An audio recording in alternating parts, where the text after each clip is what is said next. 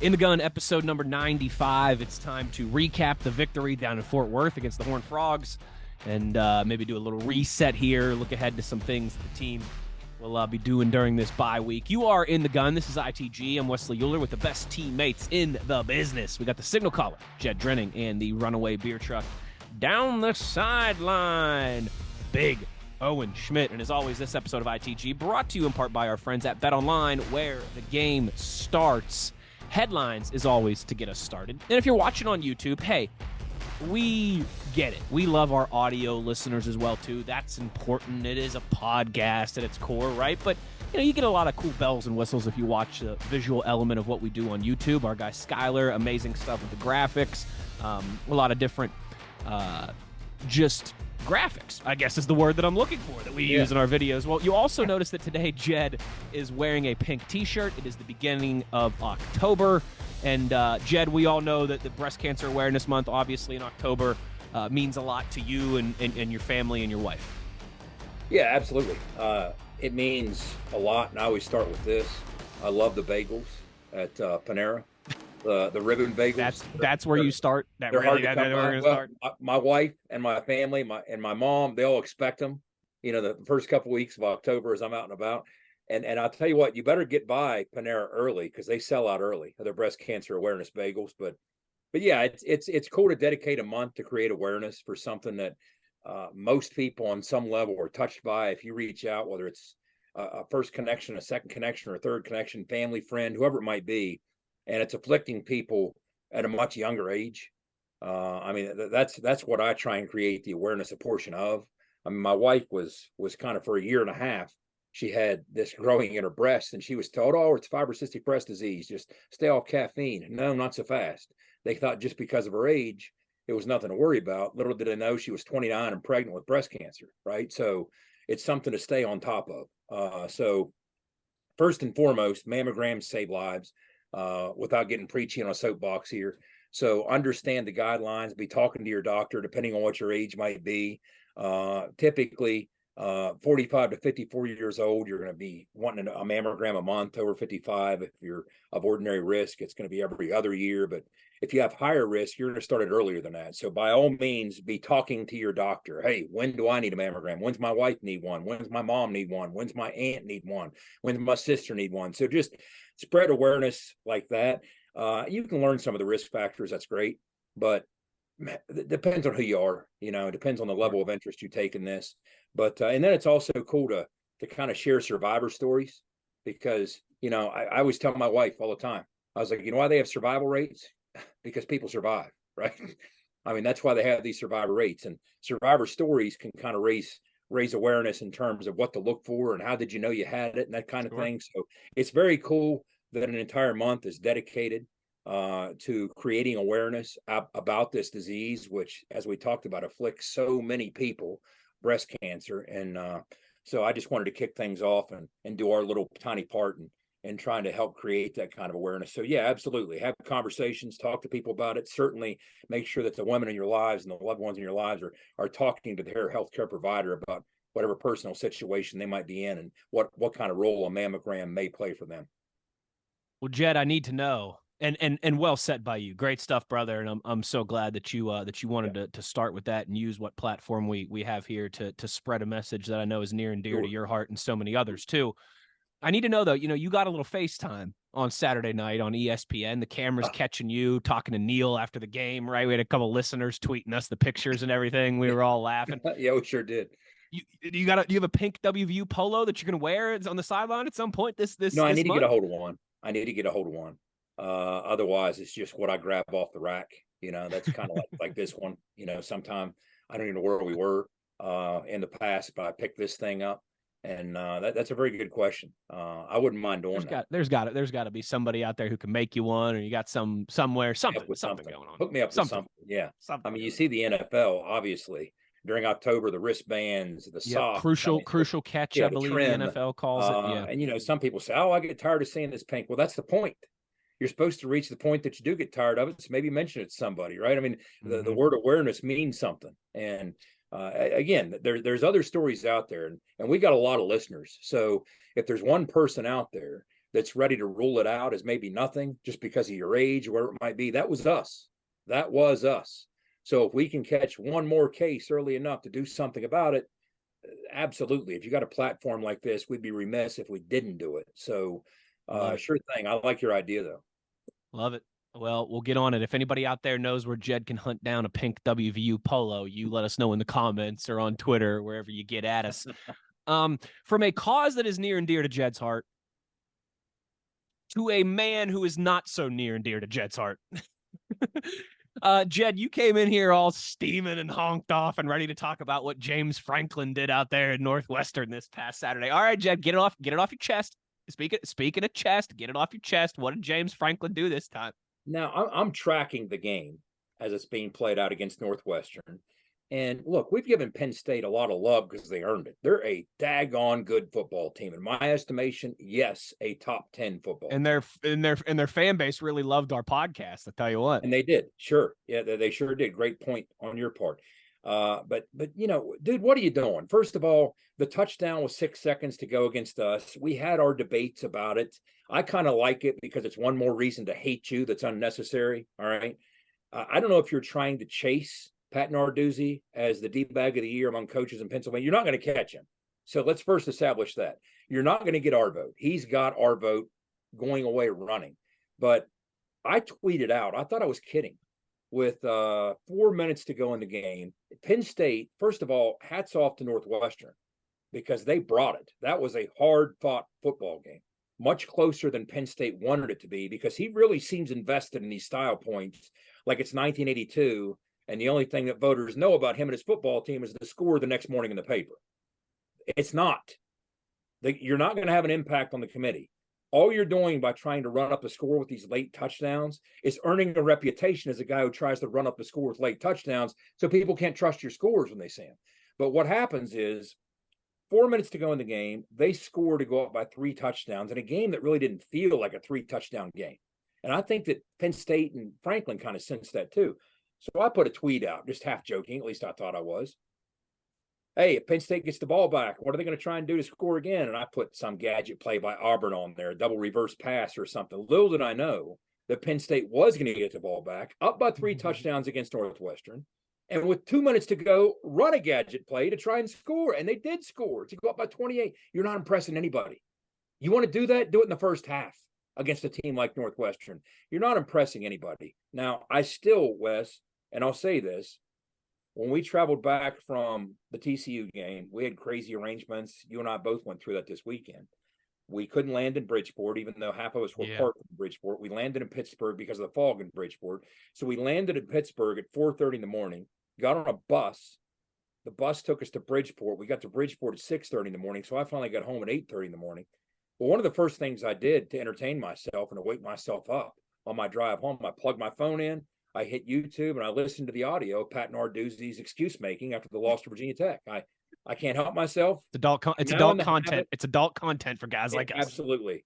Anytime Pitt loses, I now must, by law, listen to Narduzzi crank the excuse machine, and I love every second. He called Virginia Tech. He called Virginia Tech a really good football team. Just for those of you keeping record at home. And I think it's really good football. They've won two of their last 11 games against Power 5 opponents. A really good football team. The last 2 off seasons, I've punished myself studying Narduzzi and listening to his clinics. I've listened to countless hours of Pat Narduzzi doing clinic talks. And I think just to counter that, I enjoy listening to his 6 to 9 minute excuse making sessions after he loses these games. So that's my thoughts on it. Owen, did you see what Penn State did? Did you catch that? I didn't. I caught the box score. I didn't catch the end. But now that you brought it up, I mean, it is what it is. I mean, here's what's crazy. You know, it only catches up to you when it catches up to you. Yep. And one of these days, you know, it might be something where somebody gets hurt doing something stupid like that when they should have just been taking a knee. And, you know, I never wish, you know, that upon another player ever. But it does happen. Yeah. Listen, and it's one of those things too. It's like the cliche, but there's always a bigger fish out there. And, you know, maybe Penn State finds themselves in the playoff and Georgia does that to them and embarrasses the crap out of them. You know what I mean? Yeah. So something like that. Someone runs up the score on them in a big game, Yeah. Michigan or Ohio State at some point this year. I think it's already hurting them in that it's backfiring. They've developed a reputation as a team that runs the score up. So a lot of sports writers are looking at this. I can't trust the final score at Penn State. They probably ran it up and made it look worse than it was. So they're trying to make it look worse than it is, but they've earned the reputation of the team, reputation as a team that's trying to do that. So it's almost on some level back. I will say this: we'll study every snap. Doesn't matter either way. The one time we enjoyed it and really appreciated it from James Franklin was 2000 and what would it have been? 17 or 18 when they beat Pitt 51-6 at Heinz Field. Yes. James Franklin, run it up against those guys anytime you want. In defense of Pitt, Narduzzi was still just a few years in. He was building toward this 1-4 type of program that he now has. So, oh wow, yeah, I love it. All right, enough about those D-bags of the year. It's time to get into some TCU talk. The Mountaineers go down to Fort Worth for the third straight time there at Ammon G. Carter Stadium, Jed, and get a W on the road. I want your guys' thoughts, but here was, you guys will appreciate this. I got home from work a few hours ago. I went outside to cut the grass, right? And that's kind of, I think all men, they have two times where two scenarios where they really contemplate life and do deep thought. That's one in the shower, right? And two is when you're mowing the lawn. Like those are the two times that men really get in touch with their thoughts and everything that's going on. And I'm thinking about the show tonight and what do I want to make sure I mention, and I'm recapping the game in my mind and all those different nerd things that I do. And we talked before the season started, leading up to Penn State week, to bring this back full circle, about how September felt like it's a long season, but September felt like such a make or break month for this Mountaineer team, and just their morale, the morale and the investment of the fan base and all these different things. You start with the old school rival Penn State that you hadn't played in 30 years. You get Pitt at home for the first time in 12 years and a team that, you felt like you let the game get away from you last year, and they beat you in crazy dramatic fashion in the return of the rivalry. You get Texas Tech at home, a team who Neil Brown had never beaten before. 3 straight home games there, 5 games in total in September, ending with a road trip to the defending, I should say the national runner-up in TCU. Just it was like they're defending Big 12 champs, doesn't it? It does. It does. Yeah, you're right. But it was actually Kansas State. September was a gauntlet. You had the 3 straight home games in there, which was nice, but bookended with Penn State and TCU, 2 teams that came into the season ranked, one of them with national title aspirations in Penn State. We talked a lot about in the buildup in August to this season about how big of a month September was for the program, for Neil Brown, for the fan base, for the whole kit and caboodle, right? The morale and just everything. Realistically, I think 4-1 is about as good as you could expect. Maybe someone's sitting there and saying, we could have beat Penn State, should have beat Penn State. We could be 5-0 and all these things. But I think if you would have said to any of us back in August, this team starts September 4-1. They get out of September 4-1, almost half of their games, and you're able to navigate that month, and you win all 3 at home, and you go on the road down to TCU and get a victory. I mean, guys, this is, I think, realistically about as good of a start to the season, and what was a crazy month is realistically, again, someone would have hoped for. I'm very impressed with where we're at right now. There's a lot of concerns. We got some injuries to talk about. It hasn't been a Mona Lisa. It hasn't been a work of art, but you're 4-1 after a gauntlet month of September. Owen, Tony has said many times, my partner in Learfield crime, Mr. Caridi, 41% of our regular season has been played. Yeah, that's crazy. Already. It's crazy. Go ahead, Owen. No, I mean, just with everything that was surrounding the team coming into the season, it's, I don't want to be that guy that says, hey, look who's laughing now. Not yet. You know what I'm saying? Not yet. It's not there yet. It's like, I like the sense of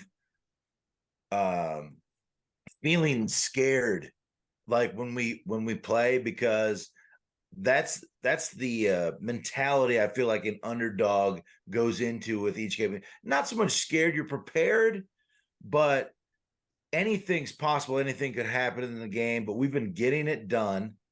And And honestly, I can't deal with the people that are saying, man, oh man, it's ugly football. I said, ugly football. I'm like, what is ugly? Please tell me what ugly football is. I played for 15 years. What is ugly football? Would you rather lose 35-31? I'm like, Yeah, and what and complete all your pass. I get confused. You know what I mean? We're playing tough. This is what football looks like. Okay. We're playing great defense. All right. Our offense isn't really chumming on all cylinders right now, but we're getting the job done. The wins are compiling. We're starting to gain confidence. And I've been kind of jumping on this Jason Kelsey saying, underdog is a hungry dog. Hungry dogs run faster. You know what I mean? Hungry. Yeah, absolutely. Hungry dogs run faster. And it's like, when an underdog starts to gain confidence and starts building that up, that self-esteem, now you got something that's really, tangible to take into these matchups. And, then you got the Charles speech. I mean, there's just been so much, disinformation, I guess you could say, about everything that's been going on. And now look where we're at. Yes, we're banged up. Bye couldn't have happened at a better time right now. Amen. We need these guys to get healthy. Amen to that. But we see what happens in that game, and guys step up. Right? Guys step up to make it happen and get it done. So I'm ecstatic with where we're at. I don't want to be that guy who's jumping for joy, because I want us to have the success. I feel like we should have the success. That's well said. But you know what I mean? But I'm stoked this far, as far as we are in the season, 4-1. There's a wounded desperation that this team plays with. And in an age when coaches are so desperately trying to bend over backwards and manufacture disrespect. Neil Brown was standing over some burning embers, hoping to start a fire, and somebody handed him a hose with an endless supply of jet fuel. Guys, I can't tell you this 14 mantra that we've heard so much about. Those listening and not watching, I'm using air quotes. The fact that we were picked 14th in a 14-team Big 12, behind all four newbies, by the media, to finish dead last in this league. I hear it at every turn by every coach, every player. They have taken it personally, as they should. And Neil even put an extra spin on it with the number 14. I don't know if you guys heard the broadcast, but I mentioned this in the locker room, what he told the kids. He said, tonight, 14 plays a big part of it. They picked you to be 14th. You know what that means. We've talked about it. You respond by winning 3 straight games. You know what they think of you now? You're 14-point underdogs. That's what they think of your 3 straight wins. Guys, he knows the buttons to hit with this football team. We're going to talk about this game. And if you're listening, we do all these metrics on YouTube, how long you listen to the show, when you bail out, what the average. Stick around. This is going to get juicy. It's going to get fun. Big Daddy's going to bring it. I mean, he and I were talking on the sidelines about what he's going to be talking about. He spent a half hour with Tavon. So much cool stuff happened in Fort Worth at that building, at that field Saturday night. And I couldn't help but think, guys, and to some extent we talked about it in previous episodes. I know, Owen, you and I talked about it one-off. When you look at how this season had unfolded, the first 4 games of the year, we opened the season in front of the biggest crowd we've ever played in front of, taking a top 10 team's best shot on the road. We bounce back from that, come back home for our easy game. Or our easy game is cursed by a 2.5-hour lightning delay. Nothing's easy, right? Nothing's easy, even when it's supposed to be. So we get our act together. That thing ends the way it should. Week 3, here comes, do I need to say anything else? What that Pitt game means to us, what that Pitt game takes out of us, what that Pitt game was circled for so many reasons. Such an emotionally charged game. Bam, you beat Pitt by double digits. You own your rival. No time to recover. A week later, Here's a team that embarrassed you 48-10 12 months ago. They've owned you for 4 straight years. 1,000,001 reasons that you have to be ready for that one. So what do you do in that one? What do you do in that one with your backup quarterback? You find a way to circle the wagons, take care of business, and beat that team that's had your number. So now, after all that and all that emotional energy being spent, you're asked for the 5th time in 5 weeks to play another football game. But this time, you got to hop on a plane, fly halfway across the country, and play a team that just a handful of months ago was playing in a national championship. Guys, if any game ever had all the hallmarks of a letdown, this was it. This was the game that truly, beyond anything else, was going to test the emotional maturity of this football game. And I thought, you know what? I'm not so sure we can bring it in this game. We're just so spent. And I still think we can have a good football team, even if we don't play that well against TCU. It's a lot to ask. They're really good. They're really talented. We're going on the road after what we've been through. It's a tall ask, but it'll tell us so much if we even play well against them. Well, not only did we play well, we faced adversity, the likes of which I haven't seen in a long time. Guys, in that second quarter, when we're out on the field, watching Aubrey get loaded up, we were all 20 feet from him. I was surrounded by 19-year-old kids wailing like babies. It was emotion. It was tough. It was tough. And then, Owen, you know the deal. They blow the whistle, back at it. Your buddy's going to the hospital. Worry about him later. That's the nature of the game. There were so many tears. I'm looking in that group of kids. Holy cow. I mean, I could barely do a hit for Tony walking him through what we were looking at. It was hard. It was hard. And the heat was oppressive. It was everything we thought it might be. Their tempo wore on us. Guys, I've said many times in the last couple of days, I've watched countless games in my lifetime. And so often when I see a team take the opening kickoff and make short work of it and march right down and have a quick score, one of two things happens. About 70% of the time, this isn't a hard number. It's not studied. It just feels like it to me. About 70% of the time, they find a groove. It is what it's exhibit A. You're in for a long night because they're about to bring it, right? About 30% of the time, it doesn't work out that way. So I've seen teams lose 38-7 after scoring on the opening drive. Sometimes what happens is it was well scripted. It was well game planned. They gave you their best shot. You withstood the salvo. You bounce back, and they don't look the same after that first drive. Rarely do you see something in between those two things. Well, I watched TCU, and you know what? For the better part of the first half, they looked like they were continuing to play the role of the team that's going to bring it all night. And they forced us to take their best shot. They pounded us in that Texas heat with 49 snaps for 312 yards. Guys, if this was a Rocky movie, it's when Apollo dumped him in the corner and he was on his can. That's what this was. We were physically, normally when tempo starts to impact you and you get worn down, I'm telling you, those conditions were rough. It was hot. I was a couple hundred miles away, so exactly. You can concur. Yeah, you can speak to it. It was miserable hot in Texas. When that impacts you, at worst, it's late in the third quarter, early in the fourth. We were seeing technique disintegrate late in the first half, and all I could think in my mind's eye, wow, they're approaching 50 snaps. They get the ball first to start the second half, and then it looked like they almost broke our back with that crossing route for the touchdown in the final seconds. And I thought, how do we bounce back from this? How do we dig down like Rocky and climb back to our feet and keep this thing going? And I heard what the coaches said to him at halftime. And I heard what Jordan Leslie talked to the defense about at halftime. It was about missed opportunities. Those opportunities are behind us, but the good news is there'll be 5 or 6 more in this half. And he said, we're going to change it up. He said, I'll take the Henlet touchdown. I should have heated him up. I didn't. That one's on me. Okay. So, and then Neil talks to the team, and Neil's telling the team, guys, I'm going to tell you right now, we're a better team than them. And you know it. You know it. And pretty soon they're going to know it, because deep down they kind of already do. So keep leaning and keep hitting and keep punching. And I'm thinking, man, I hope this works out. Well, wouldn't you know it? But look what's happened. They get the opening kickoff to start the second half. They ran into a brick wall.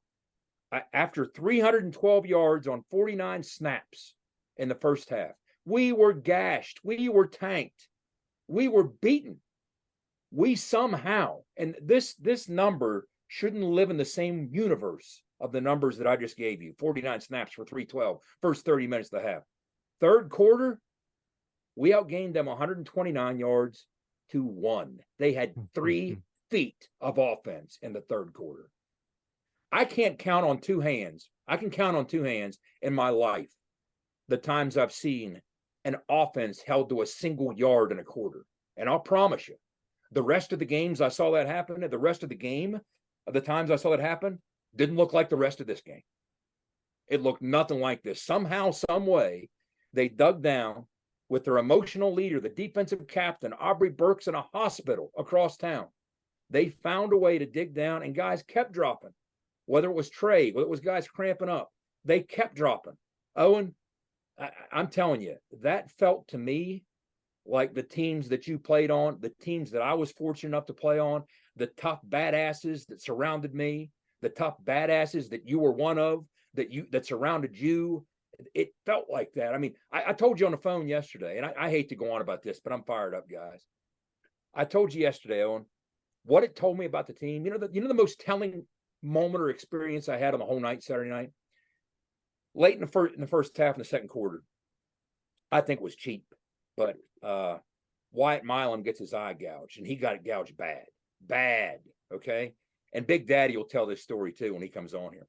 But we're in the locker room at halftime, and Wyatt's over there with the O-line, okay? And I'm telling you, his eye is, you can tell. There's no way. Like Neil said today in his presser. He looks like Rocky. He said if it was a boxing match, they'd have called it. You got to cut me, Mick. He couldn't see. Okay, so I hear Matt talking to him. They're trying to figure out if he can go, and he's like, "I can't see, but I'm a left tackle. I can see on my left eye. I can fan, but I can't see inside at all." So they're having these big debates, and his eyes all swollen. Well, guess what? The rest of the O-line's doing, and Wyatt's telling a story about the guy that did it to him. And you can tell this guy, he's probably not going to play the rest of the night in this huge critical game. Maybe one of your best players on the entire side of the offensive football, and he might be lost for the rest of the night. He's going to try, but it doesn't look good. And you know what the rest of the O-line's doing? Making fun of him. I mean, that's how they spent the half. Oh, you get what I'm saying, though, when I see the smile on your face. Dude, that says more about a football team. Like, dude, we got you. Go be hurt. That's what we're here for. We got you. Look at your damn eye. You one-eyed gizzard. I mean, they wouldn't ease up on him. And he's like, screw you guys. I mean, it was just back and forth. It wasn't like, oh my God, our left tackle, our All-American left tackle was hurt. None of that. They were all just making fun of him, having fun with it and poking each other at it. And it was just, I was like, that, oh my God, that's the tough guy way of telling it. It's like shorthand football-ese, isn't it? And it's like, without coming out and saying, dude, we got you. That's how you say, dude, we got you. We got your back, man. You'd have ours. We got yours. I was like, that was awesome. That's a family, man. Yep. That's a family. These guys love each other, and it's apparent seeing the tears when Aubrey went down. I mean, football is an emotional game, and a lot of people will kind of misunderstand that with, oh, they're tough guys. They don't show the raw emotion. That's not the truth. They feel more than probably everybody does. I mean, they get goosebumps when the crowd cheers. Yeah. Okay. I mean, there's an energy there that they understand. And like you were saying about giving each other a bunch of crap. I mean, that's true love, man. That's true love. It's like, what's the old saying, Owen? Guys say the good stuff about our boys when they're not around. Yeah, we say the bad stuff to their face. That's right. That was so true that I was just like, man, all I knew walking away from that as a guy who spent his life in locker rooms, they got Wyatt's back, and he knows it, and he's punching right back at him. And they're all having laughs about it, and it's just a thing. Hey, next man up, man. And he tried to go in the third quarter. They put a screen on him, visor on it. It wasn't going to work. But to march into that environment against that team, that's a good football team. That quarterback is a baller. I'm telling you that those receivers, no joke. They got players, man. That running back. But to look at how we beat them, and Owen talked about it. People are calling it ugly. Well, guys, this just in. Things built for an alley fight usually aren't very pretty. Yeah. And that's what we're built for. That's what we're built for. And look at what TCU was good at. They led the Big 12 in sacks. They were among the national leaders. Guess how many they had? 0. They led the Big 12 in rushing. Top rusher in the Big 12. Okay, Amani Bailey. What did he do? 19 carries, 55 yards, 2.9 per carry. Less than 3 yards per carry. Less than 3 yards per carry against an elite NFL back who leads the league in rushing. They were among the national leaders defensively against the run in yards per rush. They were among the Big 12 leaders. That was the strength of their football team. We ran for 201 because we had to. I mean, we blocked 2 field goals, not 1, 2 field goals. And don't look now, Preston Fox is 14th in the country in punt returns. Neil said it best. He steals a first down every time he returns a punt. That's the hidden yardage that stacks up so much in games like this. Owen, I told you about this yesterday. And I want you to expand on these tiny little things, the cracks between the keys that really stack up and start to matter. One of the things that I couldn't help but notice, unless you're an absolute, crazy, insane 400 level football geek, you probably weren't paying much attention to it. But I noticed because Rich used to do it at Glenville. There's a thing for tempo teams, no huddle teams, like Neil traditionally, that's what he is. It's called a sugar huddle. Okay. And it's kind of the best of both worlds. You get your O-line, your backs, and your quarterback in a huddle.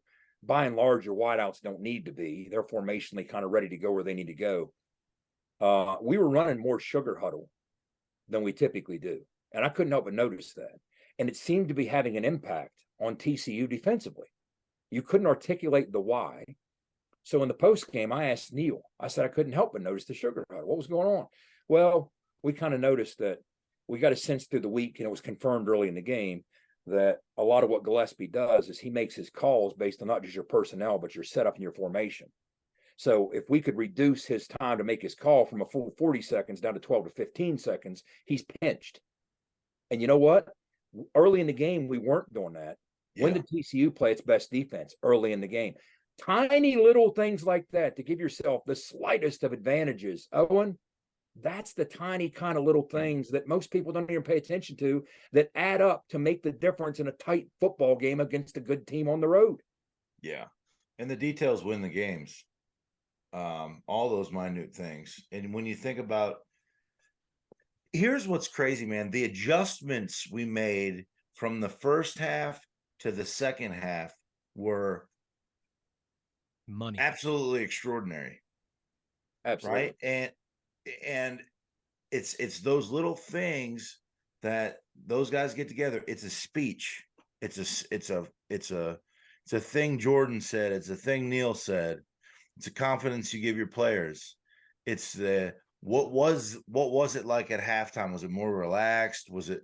Yeah, I mean, obviously they weren't in there saying, "Hey," screaming at them like scolded dogs in there, right? It was a relaxed approach. Like they got their guys confident. They got them feeling good, right? Going in, hey, we're going to make minor adjustments here and there based off of what they're doing.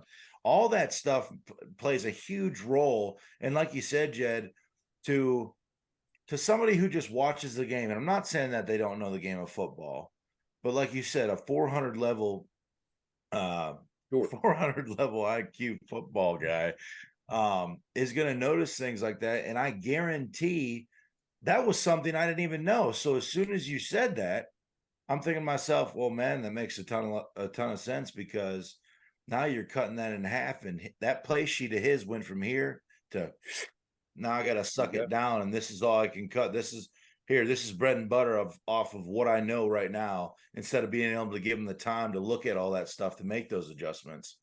And real quick, the guys that we have,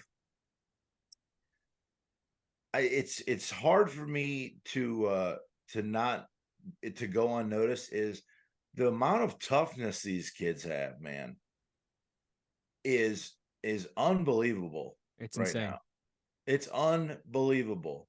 And that kind of sometimes goes unnoticed, I feel like, of football teams, because people say, yeah, whatever, a tough guy, you know what I mean? Whatever. Yeah. So, hey, we got to play tough this game, you know what I mean?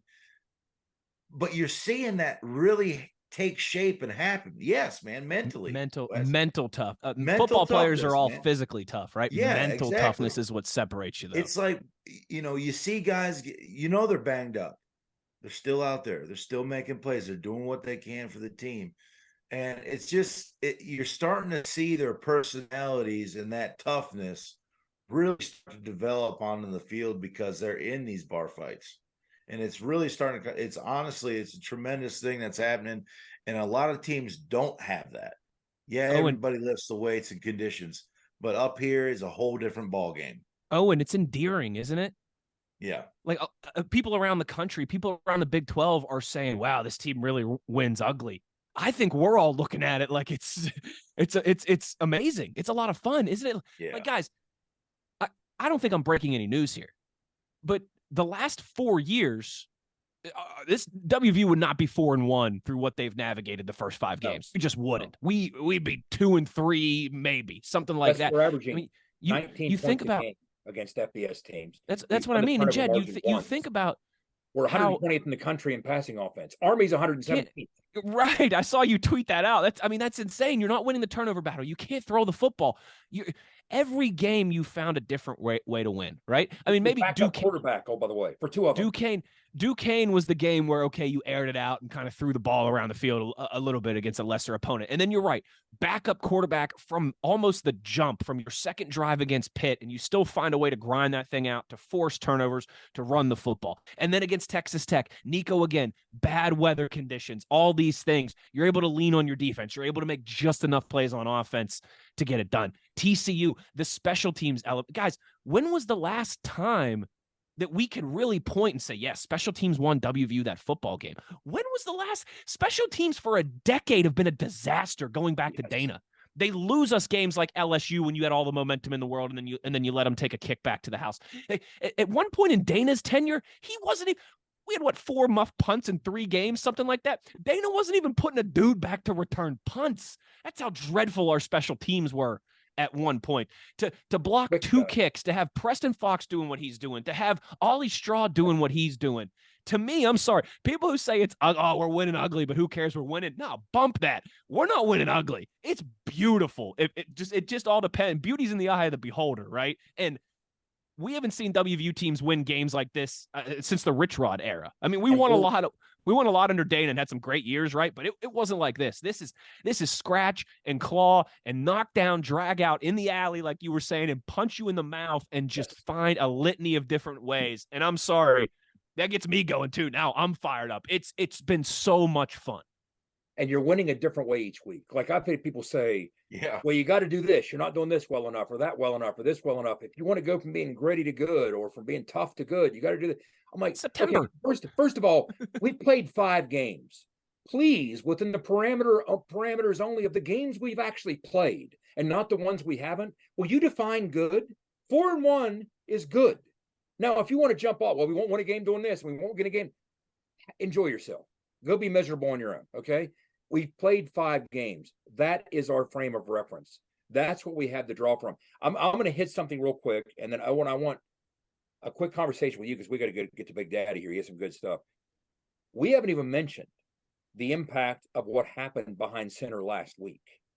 And again, as somebody who watches practice, I can't say everything I see, even on here or elsewhere, right? I don't. Now, I was a little confused based how things played out late in the week, based on what I'd seen. Well, it makes perfect sense as everything unfolded on Friday night and Saturday. Nico was getting the reps Tuesday and Wednesday in heavy practices. Garrett wasn't. Garrett didn't practice. Very little. Very little. What's that look like to you? Garrett's starting. Garrett's not playing. Nico's starting. Nico rolls his ankle Thursday. Garrett has to play. And he was getting more and more ready later in the week than he was early in the week. Early in the week, he didn't look close enough being ready. By Thursday, he did. So like, all right, we're going to test this. So they went from a game plan that involved, it was heavy with Nico through Wednesday. They had to pivot on Thursday. Whoops, game plan for Garrett. We got shells today and Friday walkthrough to get the game plan in. So that is what you saw against a team that just played in the national championship in their house that was good enough to find a way to win. So Neil even said in his presser, look, I'll cut him a little more slack offensively than I might otherwise, because that's a lot to ask of him. But Owen, you and I talked about this somewhat in passing. I want to finish with this before we go to Big Daddy. We're looking at CJ. Okay. Now, what I see is this. CJ's a guy who, it's been well chronicled, he hasn't played the position very long.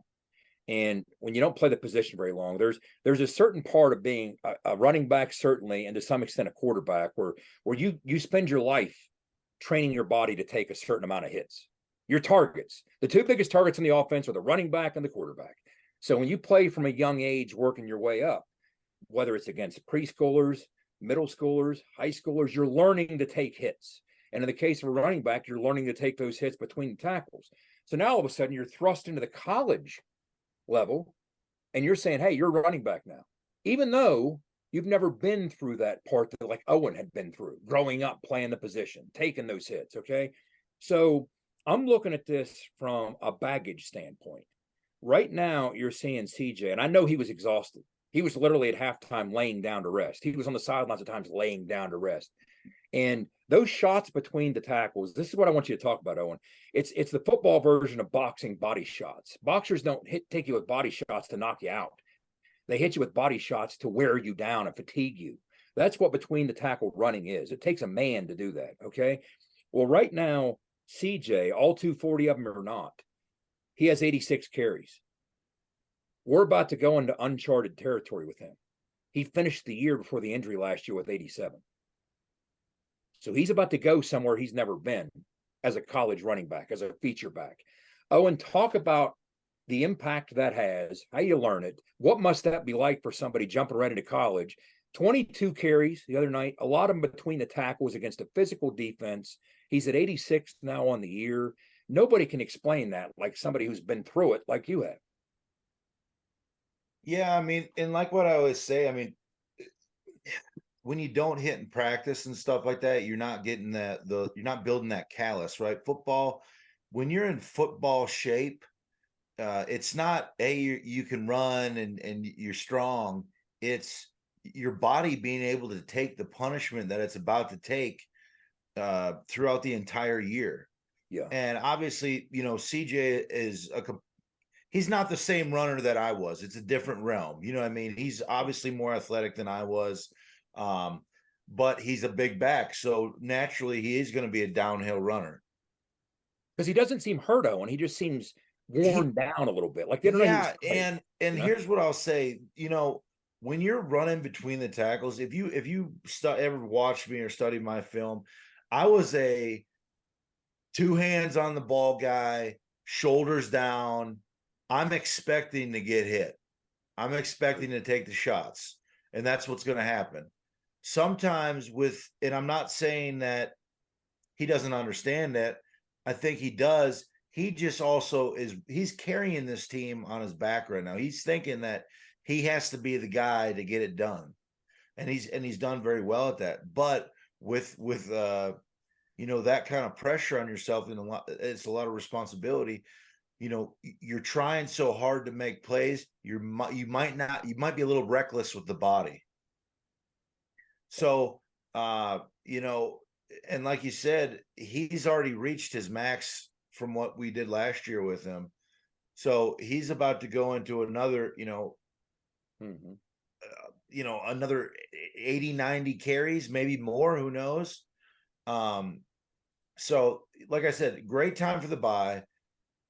Dude's got to heal his body up. There was a point in the time in the goal line stand. It just looked like he didn't really have he didn't have the gusto to really bust it up in there. And I didn't, I was asking you, Jed, I was like, I didn't know if he's hurt.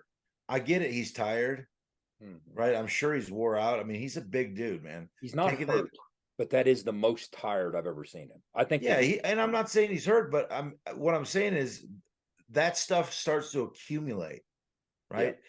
All those little bumps and bruises, you know what I mean? They start to add up on you. And sometimes you might take a shot in an old one, right? That's like not quite healed up yet. And it's just kind of like, next time I go in there, I'm a little crooked sideways because I'm trying to protect that. It's just different. So, like I said, great time for the bye. He needs to rest up as best he can to get his body, healthy, get it right. And like you said, I know you're not saying he's hurt. I'm not saying that. It just looks like the banging's starting to wear. He's a different back too, because he's a very thin guy. And what I mean is there ain't a lot of chub on that dude. Okay. He's about as ripped as they get for 235 pounds. True. You know what I mean? My 235 and his 235 are a little bit different. You know what I'm saying? I got the, if you ever seen me in my jersey, I got the little love, everybody said, hey, do you wear the quarterback rib pads? I was like, no, man, that's my gut. Okay. You know what I'm saying? No, man, that's the Miller Lights, brother. Yeah. Your washboard abs had a little laundry on them. Yeah, just a little bit. You know what I mean? But it's a tough position, man. You're going to take bumps and bruises. And like I said, he's carried the load for us for 5 games. Mm-hmm. He's done a lot of the majority of the work. So I guarantee he's banged up a little bit. Mm-hmm. But you just got to keep fighting, and you got to get that rehab in, man. You got to get those cold tubs. You know what I mean? Like and that's a whole nother aspect people don't even see. I was doing, when I was playing, dude, it was cold tub every morning, every night, at least. And if you're injured, you're trying to get treatment 2-3 times in between classes. And, it's hard to stay healthy, and it's hard to stay healthy when you're a bruiser, Well, so he just needs to keep getting his treatments and keeping his body as healthy as he can. And we need some help from the other backs too. We need some guys to really start busting some plays up too. So it's not, and they will with time, with calls, Well,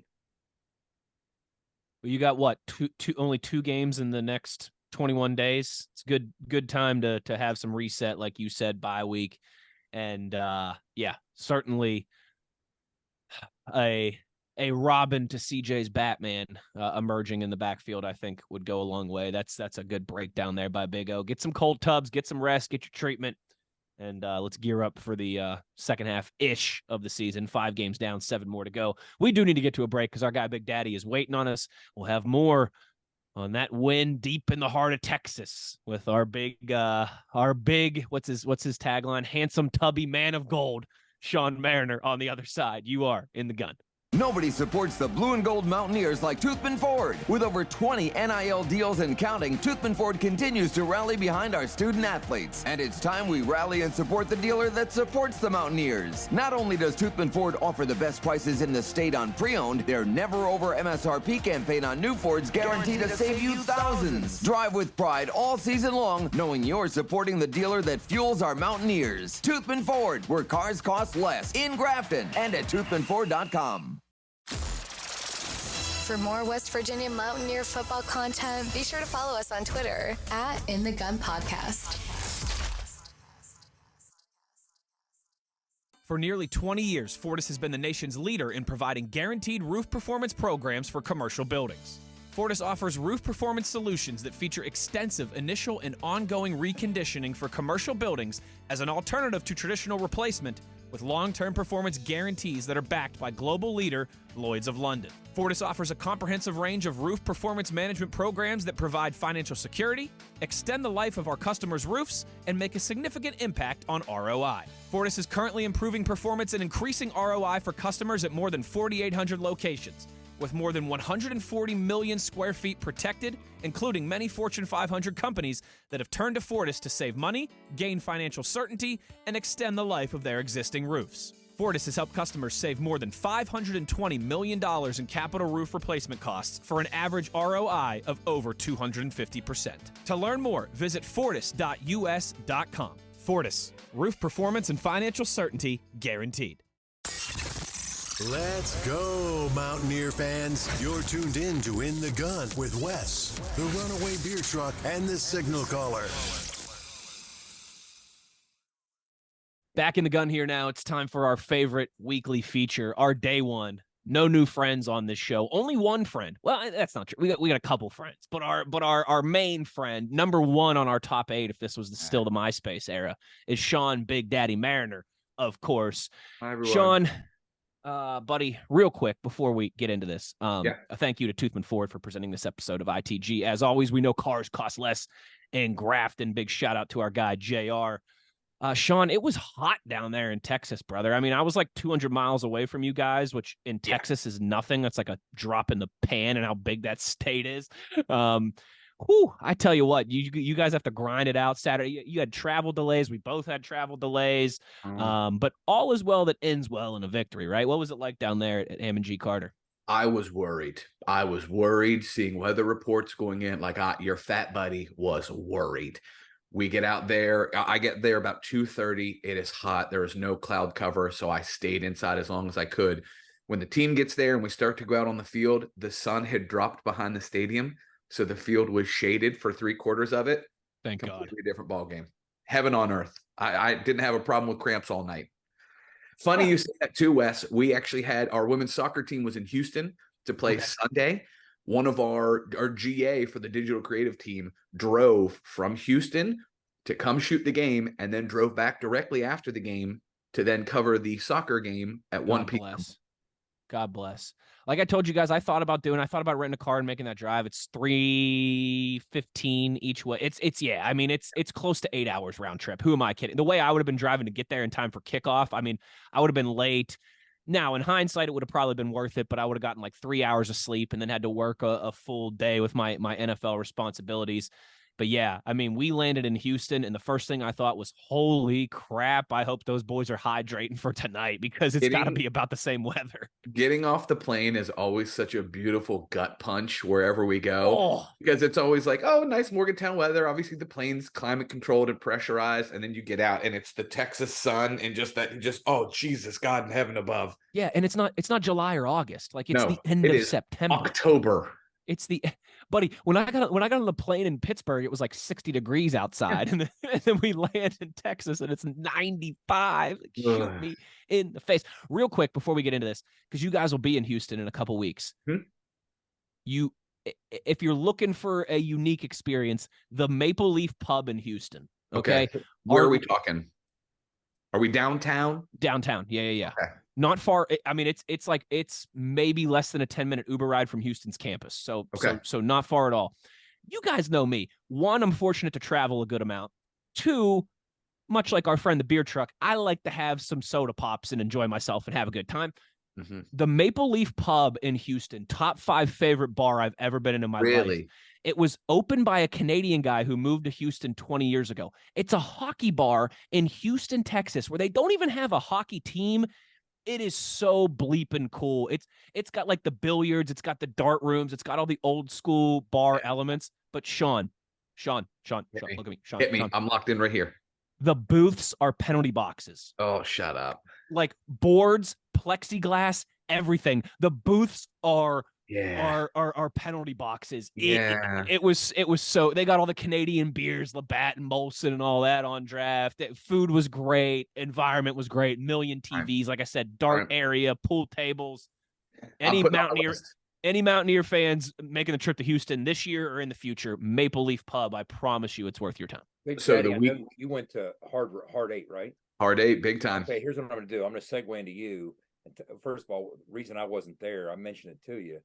We were very fortunate. We were hosted by Brian Estridge, the voice of the Horned Frogs. Did you swim? Did you swim in the pool? He told you to bring your trunks. Boy, it's a beautiful spot. We didn't swim.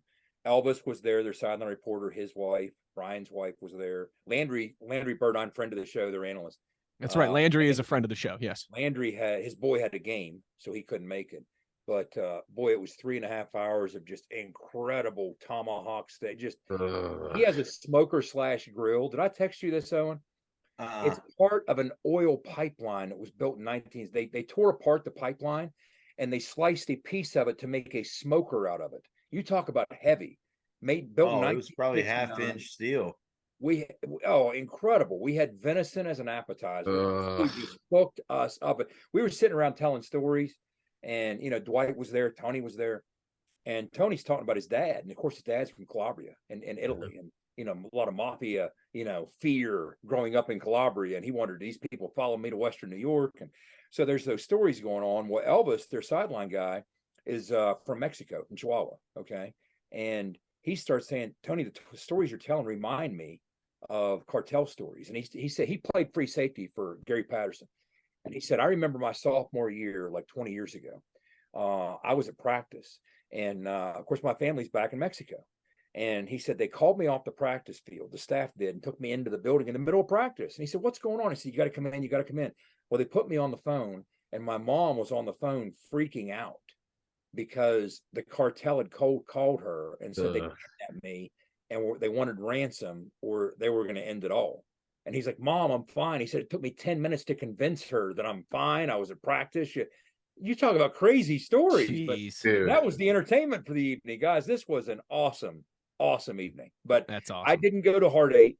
It's hard to top Hard 8, but I definitely want to hear your Hard 8 story. Yeah. Meanwhile, I was eating jalapeno poppers while he's hearing about a family being put through turmoil. So that's a fair trade-off. That's a win for you, Sean. Honestly. Yeah, I will take that one. That's fine by me.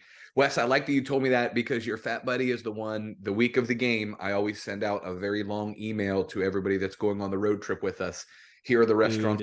Here are the ones listed. The Pit House in Houston, also highly recommend. That's where I went for brisket before the Maple Leaf Pub. Everybody told me the Hard 8's one of the only barbecue places. That and Pecan Lodge are the two places that I hadn't been before when we've been to Texas, and Hard 8 delivered. And if one more so I put Ren on the email, and I was waiting to see. That's his area. That's his hood. Mm-hmm. I just wanted to see if I passed the big guy's test. He said I did okay. He ended up being at the same Hard 8 that I was at. But all he did was talk about the ribeye. It's amazing. 14 people came up to me after they found I went to Hard 8 and were like, oh, Ren told me to go there and get the ribeye. I'm like, this man and his ribeye, he's just out there spreading the good word. Ribeye. You know what's funny? His favorite place is Cooper's. Yeah. He actually orders the seasoning from Cooper's and ships it, which I am going to get online and check that out. I got to get some of that too. Yeah, absolutely. Don't put pepper on it. Put that Cooper's seasoning on it because it's pepper with a little bit of salt. I'm like, you don't have to convince me. I'm right there with you, boss man. Like, yeah. Got really mad because I didn't do the ribeye. I did sirloin. I did jalapeno cheddar sausage. Unbelievable. Then they had shrimp poppers and chicken poppers. Buttermilk chess pie. What else did I get? Mac and cheese was unreal. And their barbecue sauce that was a top-notch joint. Well, Big Daddy, the expectations are high. Go ahead, Wes. I was just going to say, make sure you're tuning into our new spinoff show, ITK in the Kitchen with Big Daddy Mariner. Oh, love it. Never any chef. Don't tease. Come on. No, listen, you can't make a trip down to Texas without talking about some barbecue. That's for dang sure. I had some delicious brisket at a place called the Pit House in Houston, mac and cheese as well too, a couple ribs. It was fantastic. Before I went and watched our boys take care of business at the Maple Leaf Pub. Tried to go to a spinoff show. It may be ITK with. Hey, what kind of mac and cheese was it, by the way? So it was the good creamy. It wasn't baked. It was just thick, creamy. Oh, you better believe That's what you need. That's what you need. BBQ with RBT. That's our spinoff show with the Runaway Beer Truck. Barbecue with the Runaway Beer Truck. I'm telling you. There we go. Now we're talking. Listen, we need when we do our summertime tailgate party. We need Big Daddy to be involved with this for sure. Our peach lot party with the smoker and everything. Yeah, we're gonna get after it for sure. The expectations we set very high, and here's why. Big Daddy, I told people they better stick around. Oh Lord, you would be spreading the good word. Okay, yeah. Now, after I talked to you, I bumped into Tavon, but not nearly as long as you did. I briefly talked to him pregame in the locker room. Yeah, because he has a Tavon story. Well, no, I was just gonna say, like, Sean and I go way back, right? I mean, I met Sean like the first couple weeks that I was in college, 2009, my freshman year. We've been buddies for a long time. Sean was at my wedding. I was at Sean's wedding. But I mean, we all know his best friend's Tavon Austin. So tell us about your time with Tavon. I'm at breakfast Saturday morning, and I finish eating, and I'm just kind of roaming, playing mayor, chatting, being a moron, as everyone knows. And I peek out, and Matt Horn, one of our state troopers, is giving me one of these. And I look, and there's a gentleman with him that I know immediately. And I just moth to the flame, walk right out to him. And I don't want to bum rush him because, look, I always say I'm his best friend. I was here. I covered him. I did all of his features. I got to be around him and Gino and Stedman. It was incredible. I'm young at the time, so it's even better. You know what I mean? But I know how this goes. You know, the guys that are around me, there's a fat guy with a camera. Cool, great. They graduate. They go do wonderful things. They come back. They might recognize me. They might not. I hold it against no one if they don't. Go live your life. But he always remembers me, and the things it does to my heart and my soul when he like hugs me and so talked to him a little bit at the hotel, but he went in to go see Mike Joseph. Mike Joseph, as you know, strength coach, hard line, one of the toughest, just straight and narrow guys you'll ever see. When Tavon tapped him on the shoulder, watching Mike Joseph turn and light up the room, just so happy to see him. Players are like coming over to each other going like, who is that? Is that? And we're like, yeah, that's Tavon Austin. So people are starting to flock and go to him. I asked him, I was like, hey, are you going to be at the game on the sidelines? He said, yes. I was like, I'll see you there. I want to see if we can shoot something with you. We get to the game. He's there. I ask him again. Still, like, he's being cordial with me and everything. If he doesn't remember me, that's absolutely fine. I film him doing his little speech. And as soon as he finished, I was like, dude, well done. And he goes, I grew up, didn't I? I grew up. And I was like, he remembers how hard it was to interview him back in the day. He was terrible. He was so bad. And that was just, and then we just talked awesome. Like 15, 20 minutes. I brought up having him on the sidelines. Dude, you still kind of feel bulletproof with him nearby. You really, it's weird. It's weird how he was Bruce has that effect. He does. It's like, and compare that to what Bruce said to me when he saw me at the game, Texas Tech game, when he came back to get his jersey retired. He come up and hugs me and said, "You haven't retired yet?" So compare that to what Tavon said to you. So he's high-fiving everybody in the locker room pregame. He's not giving a speech, but he's just trying to hype the guys up. Nick Malone is sitting over in the corner, one of our offensive linemen, Morgantown native, just kind of focusing, not really doing much, talking with Biggs, one of the other linemen. And Tavon comes over and he looks up at him. He's still in the zone and he nods. Tavon gives him a high five and everything. He watches Tavon leave and he sees me right behind because I was filming. And he goes, Sean, that was awesome. That was incredible. Did you sit like, yeah, I feel the same way. I feel the same way, buddy. So I got to ask you, there's something I wanted to cover. I told Owen yesterday, we were pretty fired up. I thought this was really cool, but then I want to ask you about where you were for the non-intentional grounding. But we're leaving the stadium and I see Zach out by, he's within the gate and his family and friends are all surrounding him. And of course, I didn't realize this. How I didn't know this, you probably knew this. Zach knows sign language. Yes. He's signing this little girl. And of course, just when you think the guy couldn't possibly impress you awesome. anymore, it's like, here he goes with that. Well, his dad spots me. Okay. Ray Frazier. And he comes over, he says, Jed. And he comes up and he says, hey, I played against you. He said, I was a young pup when you were a senior at Glenville. And he starts walking me back through the 93 game and what he remembers about, because we went to Rozier Field in Fairmont my senior year at Glenville. And of course, Mike Joseph's nearby. And so we're having a big old WVIAC reunion. But Zach's dad's talking to me. We're sharing West Virginia Conference memories and this and that. And I was saying, hey, you obviously you got one that couldn't be any better than he possibly is. So I said, I don't know what you did, but you did everything right. And he's like, yeah. But I got to tell you, I love in the gun. I love it. I can't get enough in the gun, guys. I can't get enough in the gun. So shout out to Ray Frazier, who apparently is listening. All right. Ray, your son Zach played a hell of a game on Saturday night, my man. I did ask him. Anybody that played the West Virginia Conference knows what I'm saying when I say this, including those that played at Fairmont, but they don't like it. The Fairmont folks don't like it. I looked at him. I said, "You played at Fairmont?" He said, "Yeah." And I said, "What's the word?" The rest of us know it's something the bird because of the Falcons. But he looked at So anyway, excuse me, it's something the herd.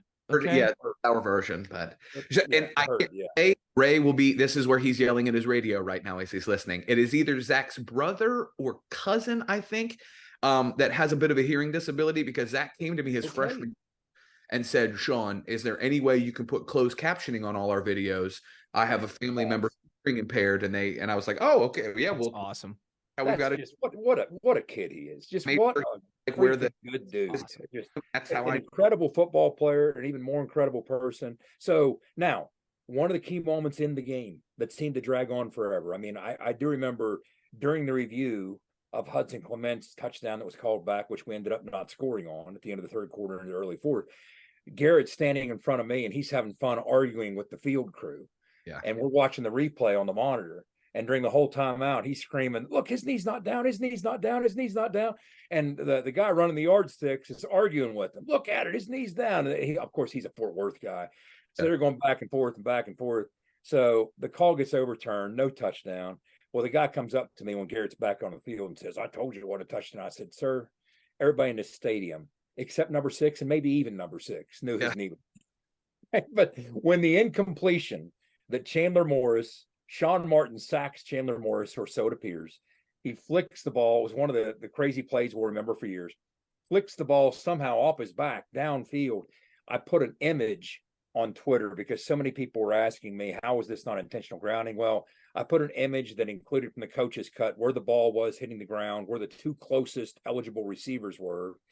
And there's a couple things to consider here. First, it's not reviewable. A replay is not reviewable per se. You can review the spot if there's an instant or if there's an intentional grounding, but there were a couple interesting things to point out there. 40 some seconds left in the game. They're driving to try and do what they were trying to do to either tie it or win. So had they called intentional grounding, which I thought they should have initially, I thought the initial call should have been, it's either a 10-second runoff if the defense wants it to be, or the offense can exercise a timeout to prevent the runoff, and then it's just the penalty from the spot of the foul, loss it down. None of those things happen. So they review it. And you're thinking, all right, well, what's going to happen is they're going to have a call coming out of the review, and it's going to say he's sacked, all right, and he's down, obviously. And instead, they said, no, it's incomplete. So they put 9 more seconds back on the clock. And the whole thing was just so zany and quirky. And you can't review it to see if it is intentional grounding. You can review the portion of it for the spot. But where were you? Because we were right down by the officials. Were you around me? No. And what was your perspective? We get into that. I stand a little further down so that I have direct play behind, and I was with Andrew, our creative, who was shooting from that angle. So I'm with a couple of the defensive guys who aren't directly involved. They're there for sub-ins, but they step down so they can see the replay too. And we were all just confused as to what on earth was happening. It was one of these things that they missed, in my estimation. They missed the initial calls, bang, bang, but the entire intent of the rule is to prevent what Chandler Morris did. And I'm not blaming Chandler Morris. I'm not nearly athletic enough to do it, but if I was, I would have probably tried to do what he did too. But it's to prevent what happened. So then there were a couple receivers. See, the problem with the rule is, for those wondering out there, it's never been clearly defined, the parameters, and it's slightly different at the NFL than it is in college. But no level of it clearly defines, hey, if there's a receiver within 8 yards. They don't say that. They say if there's a receiver or an eligible receiver in the area. And they never define it, because first of all, it matters if it goes 30 feet over somebody's head. That's not the same as going 30 feet off to the side.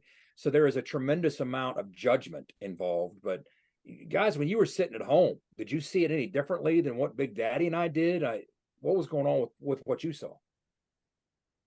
It was a weird play, and then once it got even closer, it was like you thought his arm was down, but then it was like a shadow, and I'm thinking to myself, like, how did he not like dislocate his arm like when he was even trying to throw it like that? But it looked like an old like a video game, a football video game from 2005, where like the quarterback's dying but can still wing it like 80 yards down the sideline.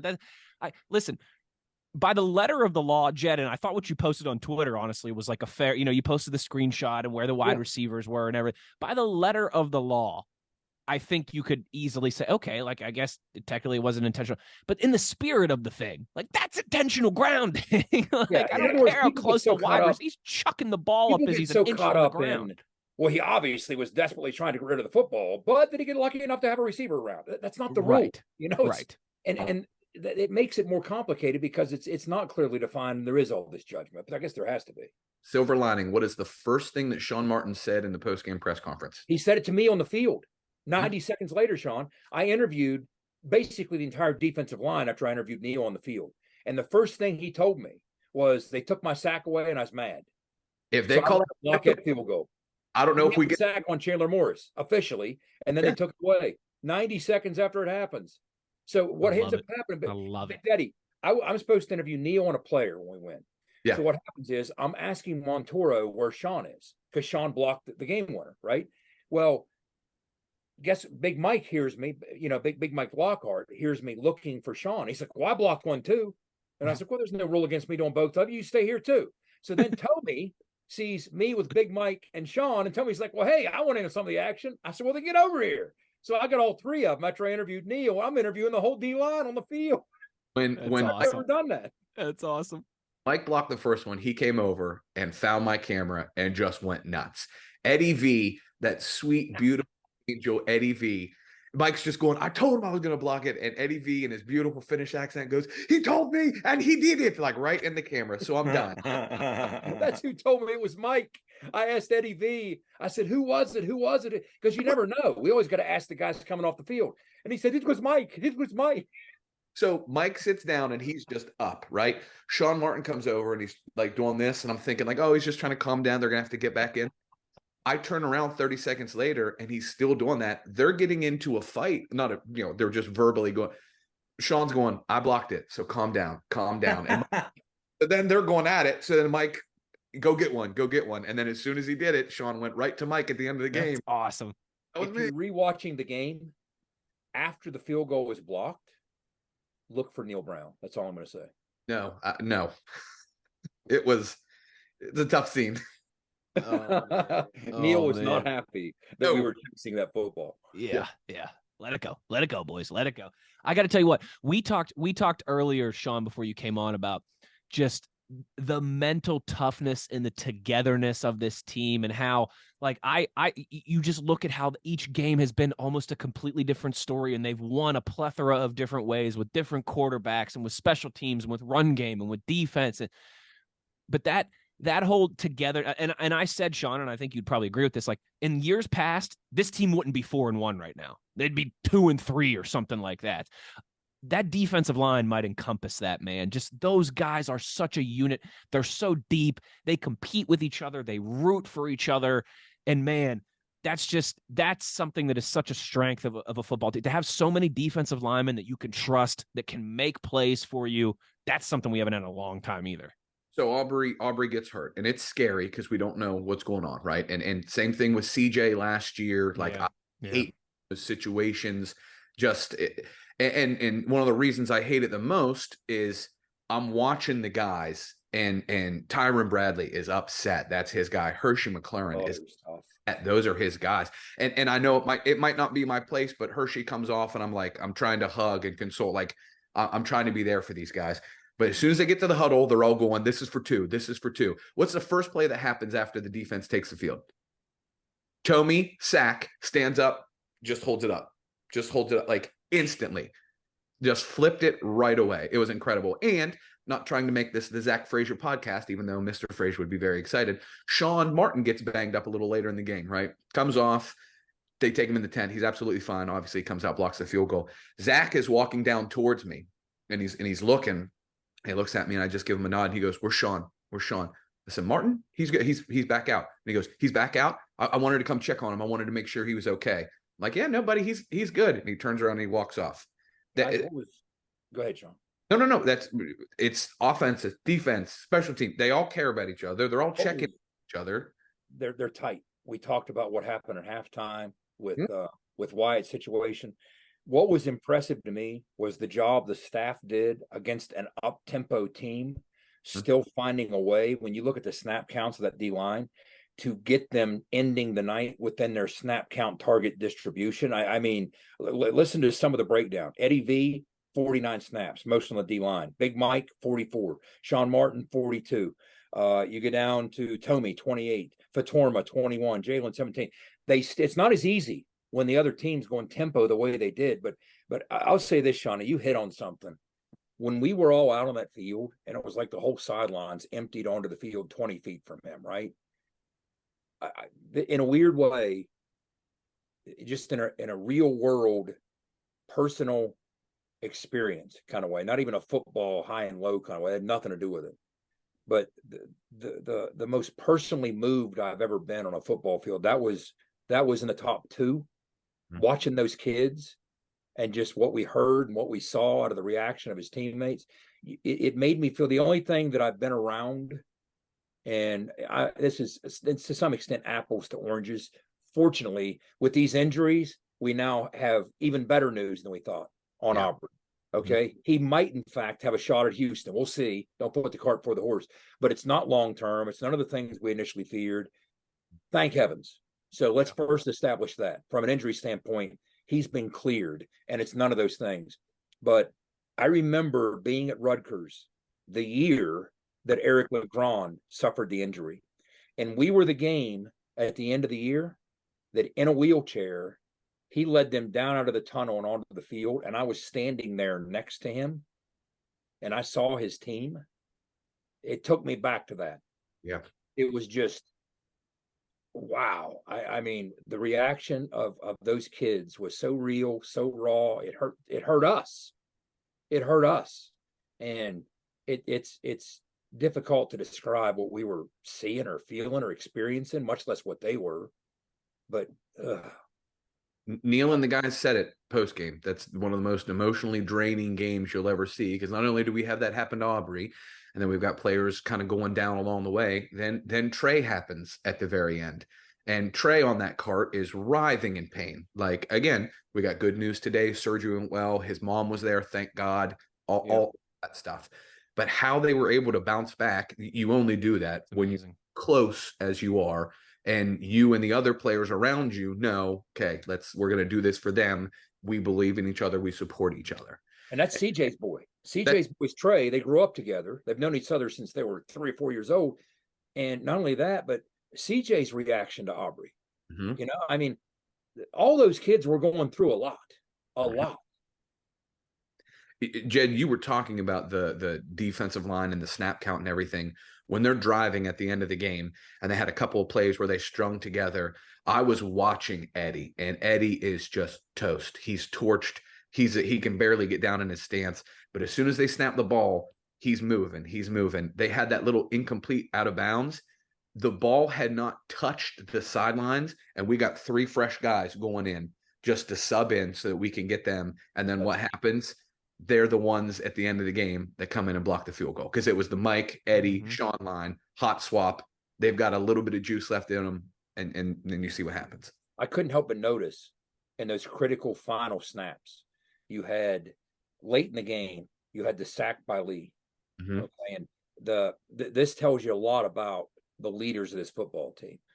The entire sideline, including the defenders who were standing next to me and not on the field, they were all screaming yes for the defense at large to do something to make a play. They were specifically individually screaming for Lee Koba. Mm-hmm. Lee, we need it. You could hear the whole sideline yelling for Lee Koba. It's your time to win this game for us.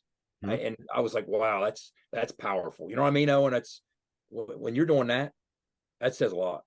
Yeah, that's pretty cool. And he's earned that, you know what I mean? He's that guy on the field. I think he spoke about that a little bit in the in his presser he did after the game. Yep. And he seemed super honored to have that right and privilege. And that just goes to show he's put a lot of hard work in, man. A lot of hard work, and those players are absolutely behind him 100%.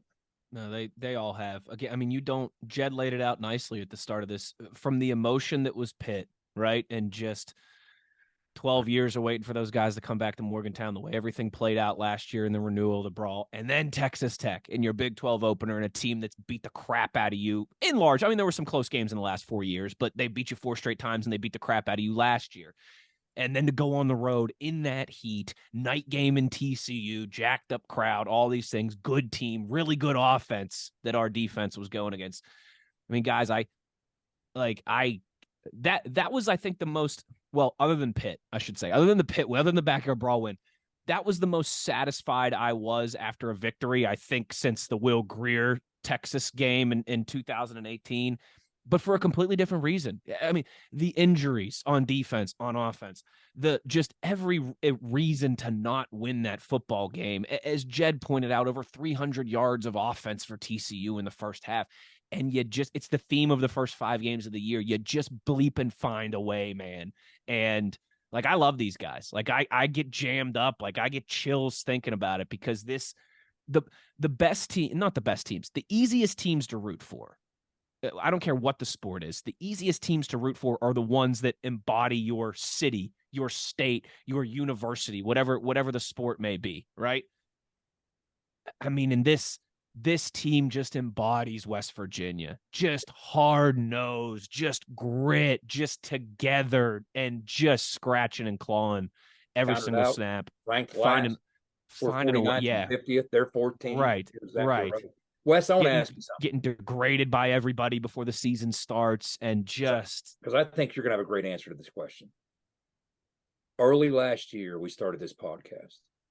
Not long into it was the Pitt game, the loss up in Pittsburgh. And you talked about being the voice of the fan and that we didn't go for the 4th and 1. And we argued the merits of one way or the other. We pinned them on the 8 with the punt. It didn't work out. You said, look, all fans want, and you said this brilliantly.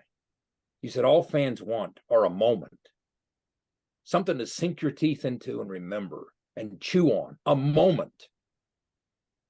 Did you see any moments the other night? Oh, buddy, I saw 6 or 7. See? Yeah. And I mean, I listen, it's been a great start to the season, better than I think any of us envisioned. I mean, even I think the most optimistic amongst us were thinking, okay, let's get to the end of September 3-2, right?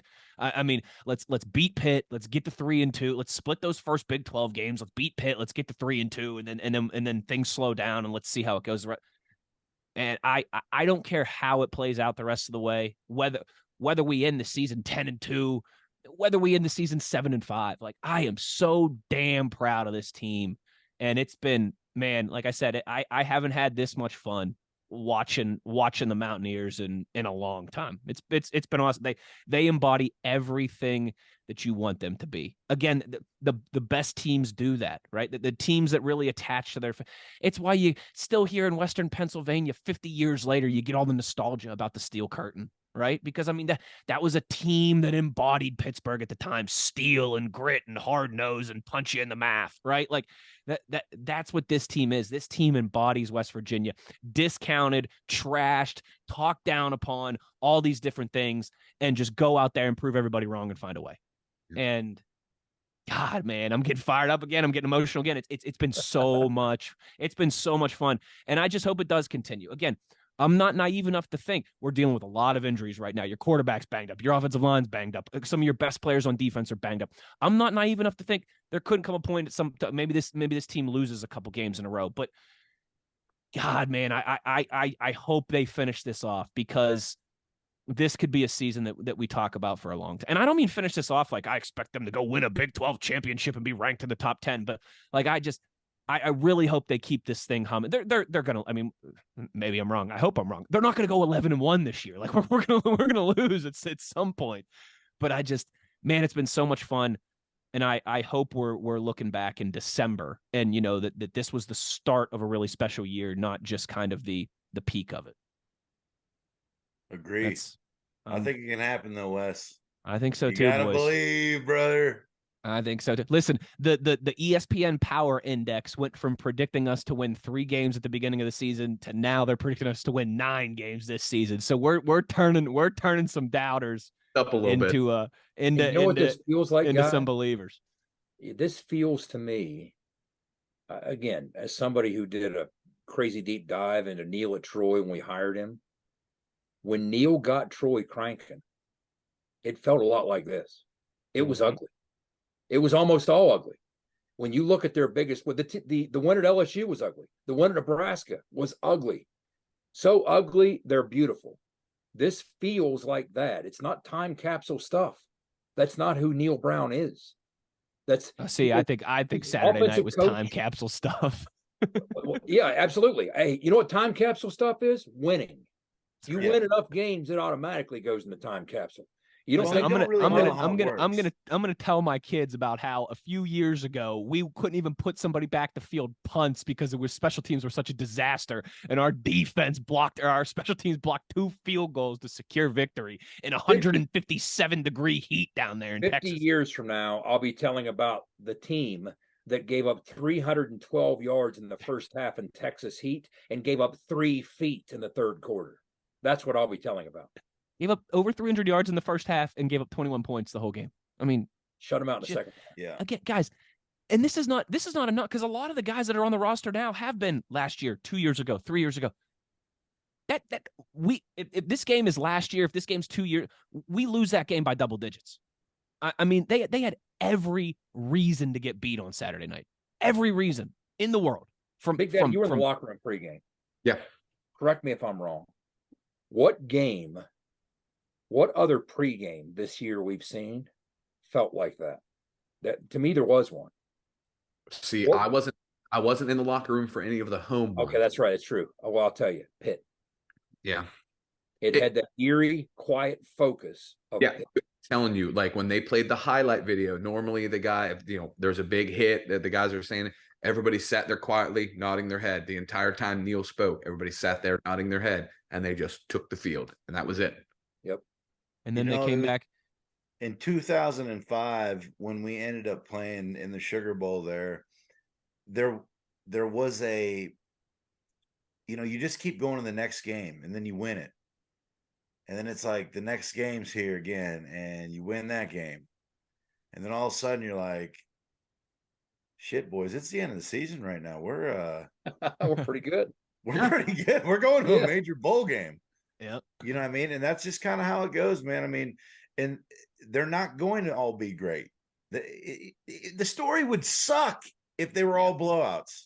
Yep. You know what I mean? Yes. Yep. So it's incredible. It's fun to watch, and I hope they keep the continued success. We just got to get healthy. This is a great time for the bye, man. Look, I don't know what good looks like through 12 games. I can give a guess because I don't have a time machine, but I know what good looks like through 5 games. And through 5 games, 4-1 looks good to me. Yeah, I don't know what games we haven't played. I'm not going to play that game. Well, what about this? We're not good enough at this. We're not good enough at that. We'll lose this because of that. You go make yourself miserable with those conversations. I know that through 5 games, which we have played, 4-1 looks pretty good to me. I don't know about 6, 7, or 8, or 9, or 10, but I know through 5 games, 4-1 looks good to me. Yep.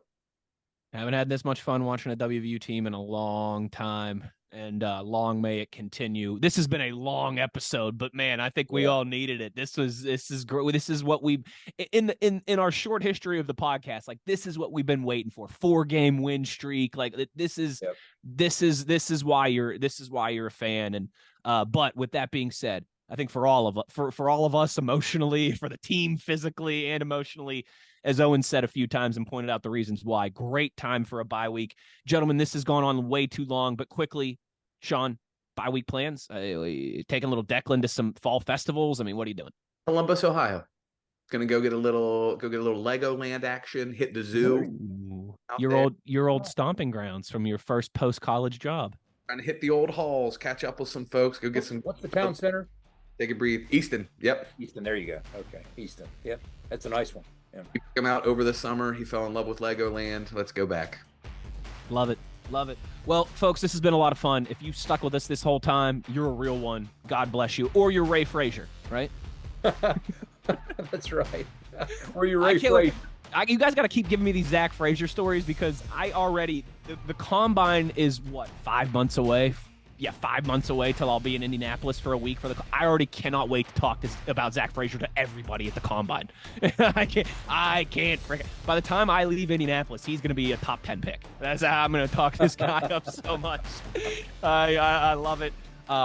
Thanks to all of our presenting sponsors, Fortis as well too, for roof performance and financial certainty. Make sure you visit fortis.us.com. Big thank you as always to our handsome tubby man of gold, ITK, dropping soon in the kitchen with Sean Mariner. For Jed Drenning and the Runaway Beer Truck, our producer Skylar Callahan as well, doing great stuff as always. The one thing we ask of you is to be an ear and tell an ear about your new favorite WVU football podcast. Take care, everybody, and we'll talk to you soon. You've been in the gun.